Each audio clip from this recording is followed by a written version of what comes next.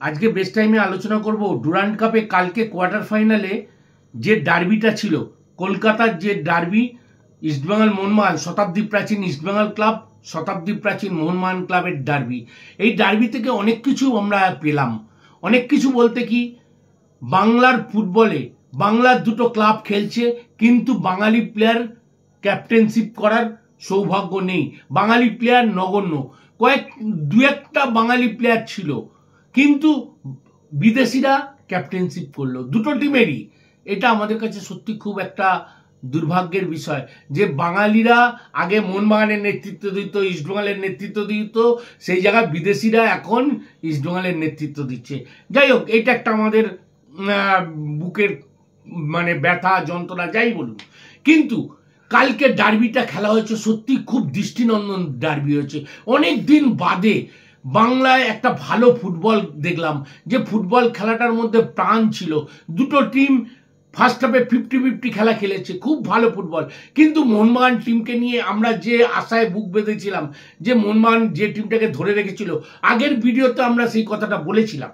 কিন্তু দেখলাম মোহনবাগানের ফিটনেসের অনেক পরে প্র্যাকটিস শুরু করেছে, ইস্টবেঙ্গলের অনেক পরে প্র্যাকটিস শুরু করেছে। ফিটনেসের এখনো অনেক অভাব বাকি আছে, অনেক কিছু পূরণ করার বাকি আছে। এই টিমটাকে আরও একটু সময় দিলেই আবার ঠিক হয়ে যাবে।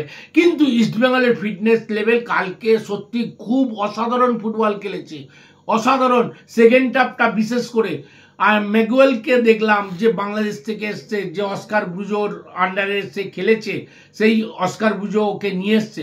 সত্যি দারুণ, হাফ লাইনটা এত সুন্দর খেলেছে, দৃষ্টিনন্দন ফুটবল খেলেছে। পাসিং, ফাইনাল পাস থেকে আরম্ভ করে, ওয়ার্কলোড নেওয়া থেকে আরম্ভ করে এত ভালো ফুটবল খেলেছে, ভালো লেগেছে।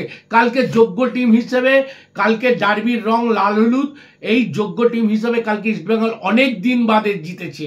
এই জেতার স্বাদটা কালকে তাড়িয়ে তাড়িয়ে উপভোগ করেছে লাল হলুদ দর্শকরা। কালকে অস্কার ব্রুজো যে কথা দিয়েছিল যে আমাদের জিততেই হবে, সেই কথাটা রেখেছে।